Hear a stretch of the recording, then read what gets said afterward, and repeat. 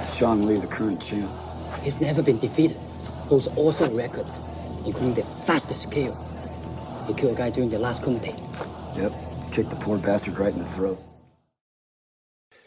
Welcome back to Thinking Critical. This is Wes, and I got Doc with me today. We're going to talk about Marvel Comics' top 5 comic issues of 2019. You know, we're coming to the end of the year. There's been a lot of great comics out there.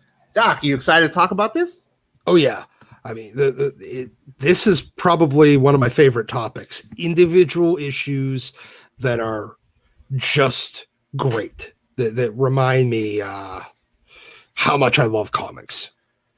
So, you know, it was actually pretty difficult getting it down to 5. I had these are some of the comics that didn't make the list. Think about how good these are.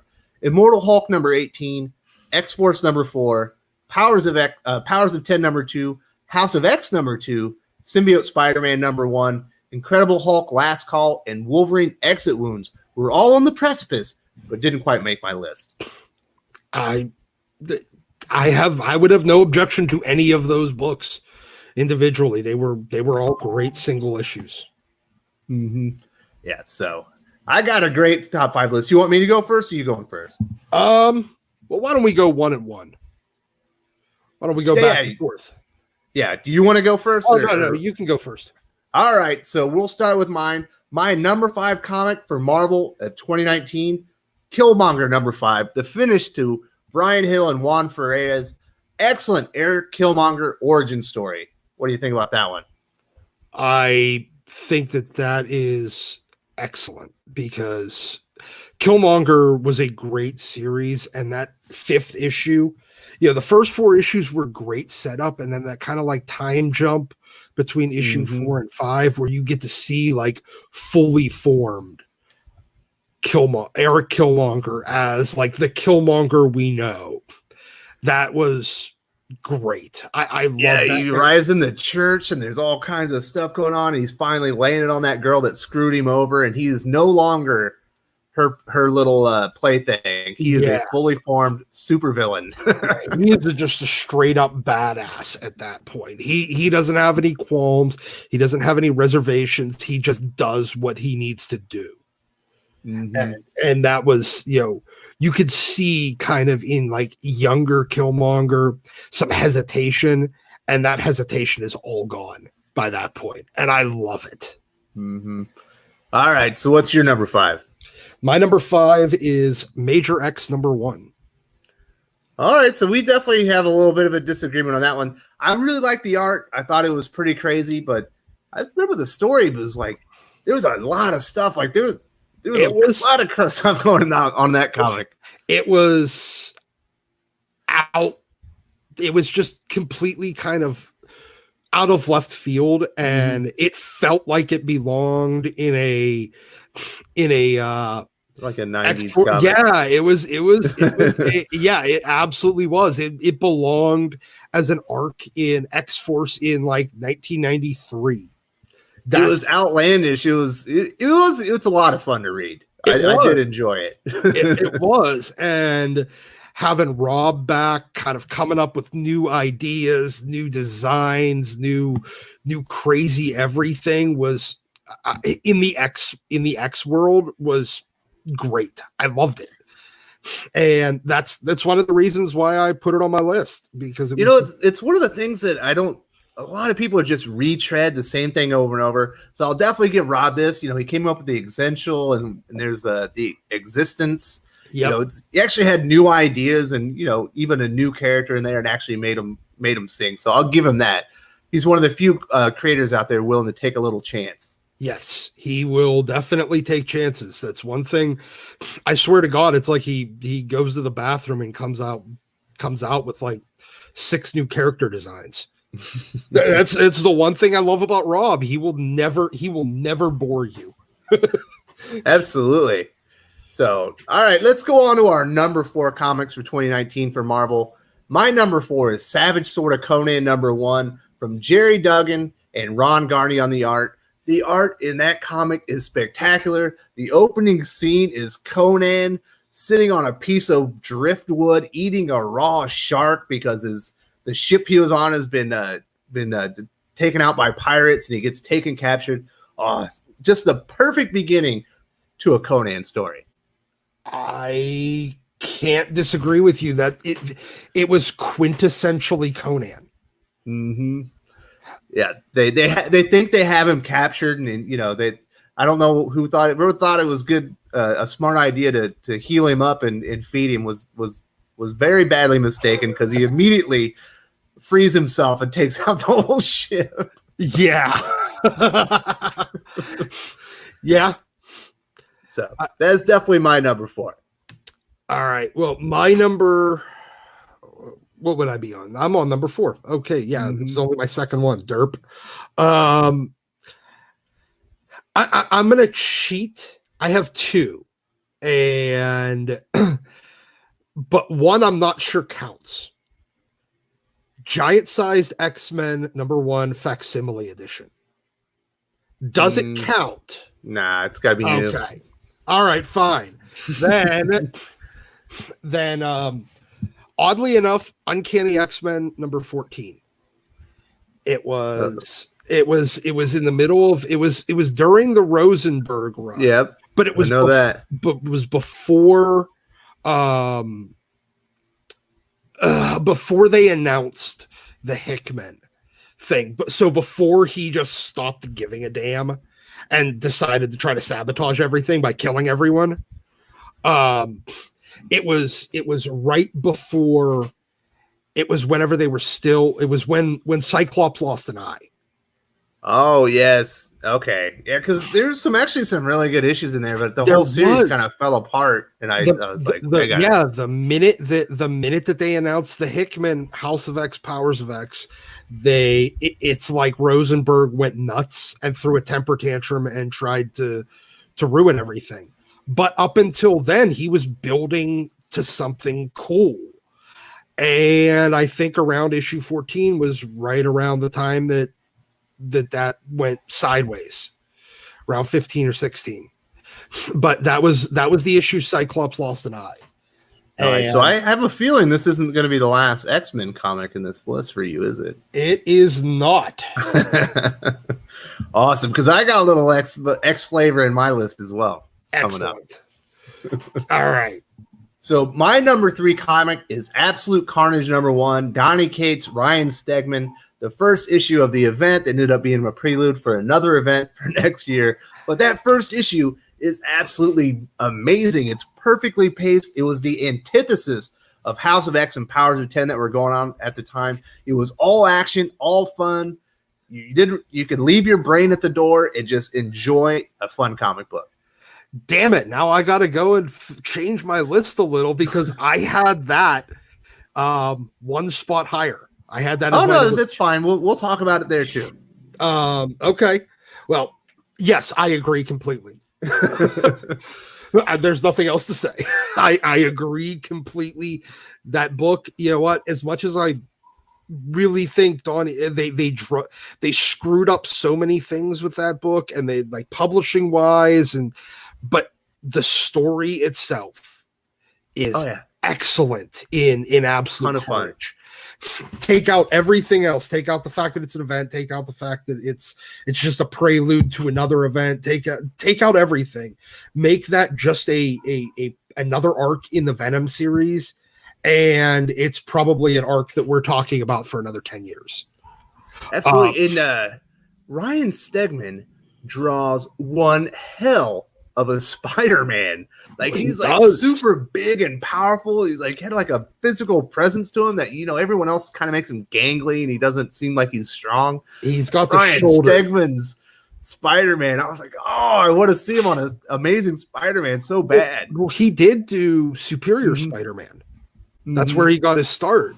So he's kind of got that love of Spider-Man already in him, even though, you know, it was Peter's body, but, you know, Octavius's brain. But he you know, the way that he draws him with like just just his shoulders, it's all in the shoulders with him. You know what he reminds me of? The way that Mike Deodato Jr. used to draw Spider-Man, where he was much more V-shaped and a lot less, you know, he's got the much wider shoulders, whereas everyone else draws him with much more narrow shoulders. And He looks like a real adult superhero. Yeah, he does. And he looks like a, Michael Phelps, like a professional swimmer, or something like that. He, or a gymnast. Most people don't really think of gymnasts having those huge shoulders and giant upper bodies, but they really kind of do. Oh, they absolutely do. All right, Doc, what's your number 3 comic? My number 3 is House of X number 2. Oh, that's such a great comic.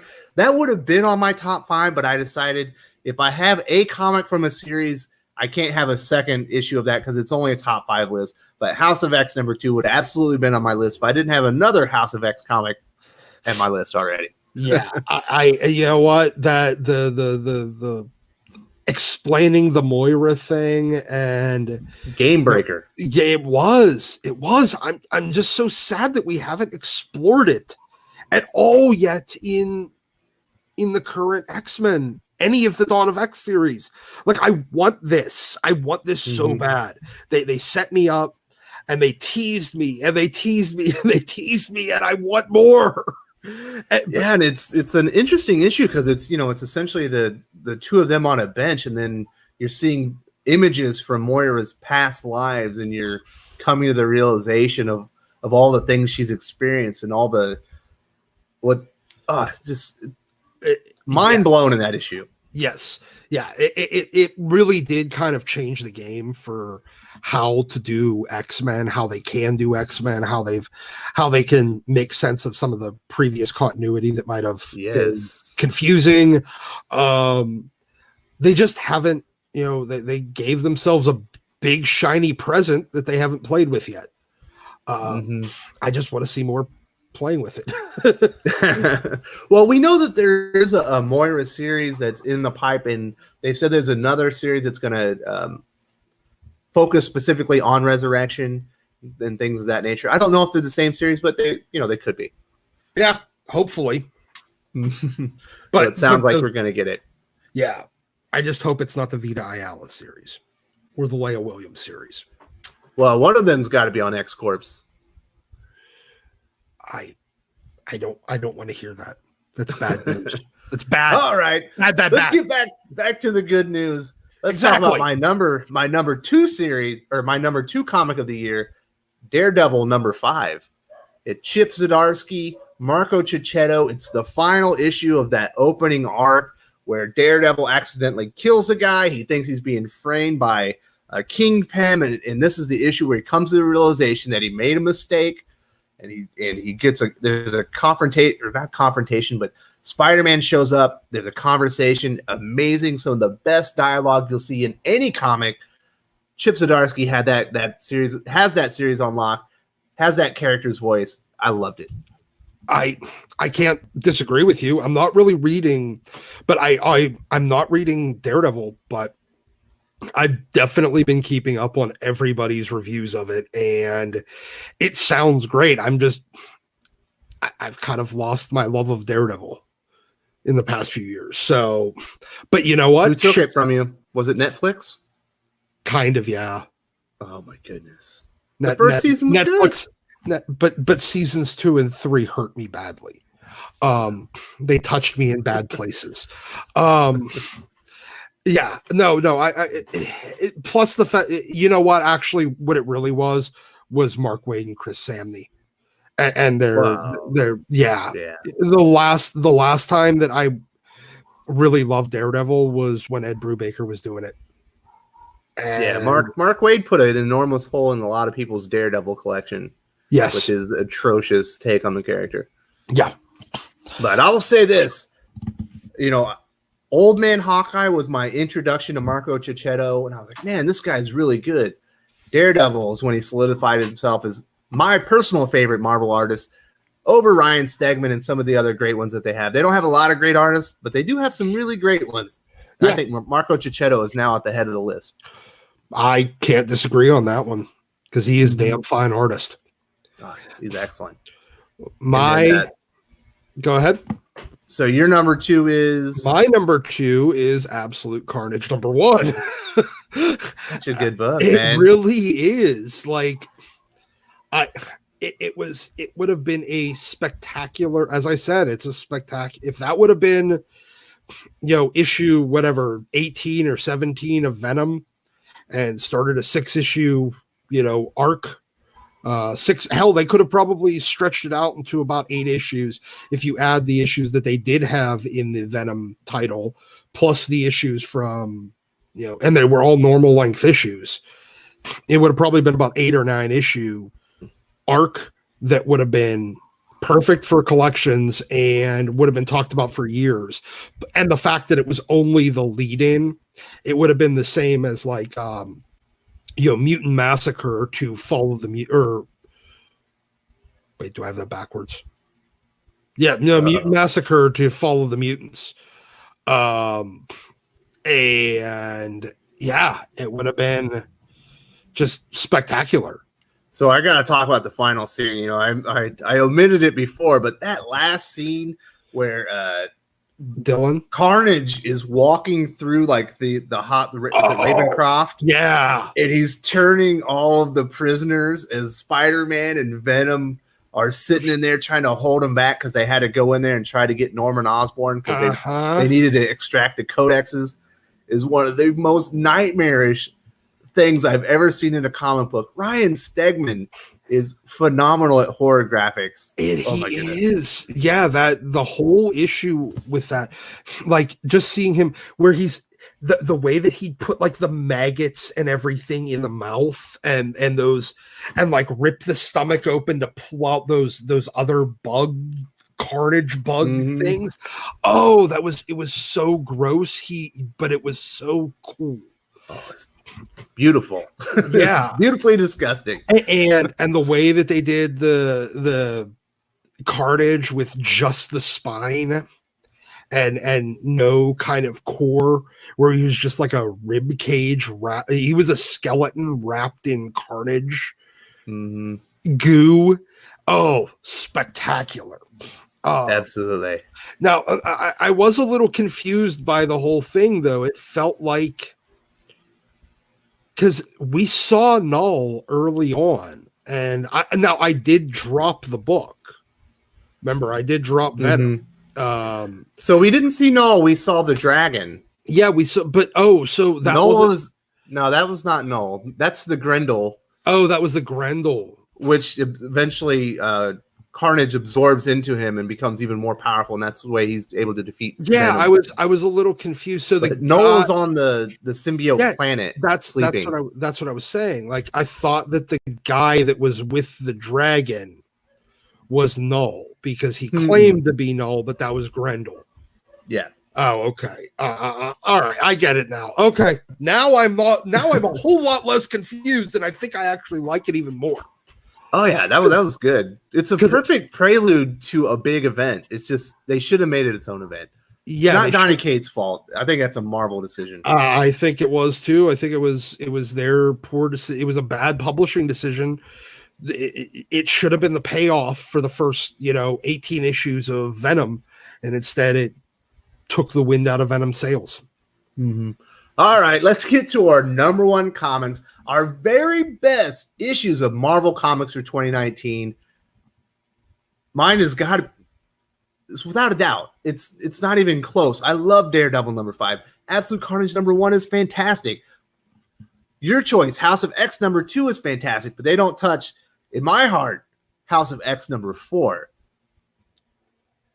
Probably my favorite comic of all 2019. I haven't put that list together, but this is going to be 1 or 2. I know it. I can't disagree at all there. They finally they get all that information from the future and House Powers of 10 number 3. They come back. It's time to take out the mother mold. They send the perfect team of mutants up there. There's all kinds of sacrifice. And then my favorite panel of any comic of 2019, Wolverine, Nightcrawler, my 2 favorite X-Men, Nightcrawler being number 1, Wolverine being number 2, talking to each other, knowing they're about to say goodbye. They're going to the other side as they finally take out the mother mold the old-fashioned way, knowing that there's no coming back. Yep. My favorite scene in comics 2019. I can't disagree at all there, and I think it's going to set up. So I think that a lot of that issue is going to set up a lot of the things coming down the pike when it comes to the AIs and the Nimrod Sentinels and the Phalanx down the line. But yes, I don't believe that they stopped Nimrod's creation. I think they set it back a little bit. I think that they actually initiated it. That could be true because there is a lady that's putting a crystal into her husband to reincarnate him. Exactly. Yeah, I can't disagree at all on that, but I'm going to go a slightly different direction, which would have been Powers of X #6. Now there's that has one of two scenes of Wolverine taking out Moira X, and they're both gorgeous. They're perfectly timed, severely impactful, and mean so much to X-Men moving forward. Exactly, and especially with the way that it builds, it explains everything. It shows you the kind of stakes that X-Men can have with the Phalanx and the Technarchy and everything else, and where the long game is, where the long game for the X-Men has to be. And you never saw how far whenever that what was it, the library, not the librarian, he was the elder. The elder. Yeah, the elder. That was what his name was. When he's standing there and getting, having Wolverine and Moira try to change his mind about the humans joining the Phalanx, and how if they don't kill him then and there, essentially there's never a chance for the point of no return, because once it goes into the Phalanx, because they span space and time, they can never unremember it. Yes, exactly. It's their point of no return, and they have to make the call right then and there. And Wolverine makes sure he guts Moira. Mm-hmm. Because it doesn't matter about stopping the Elder. It matters about getting Moira back before the Phalanx, and ending that timeline before it happens. Mm-hmm. But it shows the long game for it really kind of, it gave the roadmap for the X-Men for the future. And then they haven't driven on it yet. I want to see a continuation of that. Why is nobody doing it? They're playing the long game, Doc. Yeah, well, the long game doesn't involve going on a siesta before the trip. All right, so that concludes our top 5 Marvel comics in 2019. You had an excellent list. Love talking comic issues, and I think we're going to talk some top 5 Marvel series of 2019 very soon. Yes, sir. All right, talk to you later, Doc. Can't wait. Talk to you soon. Later. Bye. If you enjoyed this video, please give it a like. I would appreciate it very much. It helps us attract more views for the channel. Subscribe for future commentary, comic book news, and reviews. And don't forget to ring the bell for notifications. If you want to talk comics, movies, and much, much more, you can follow me on Twitter at Wes_from_TC. With that, Salamat Po, and I'm out.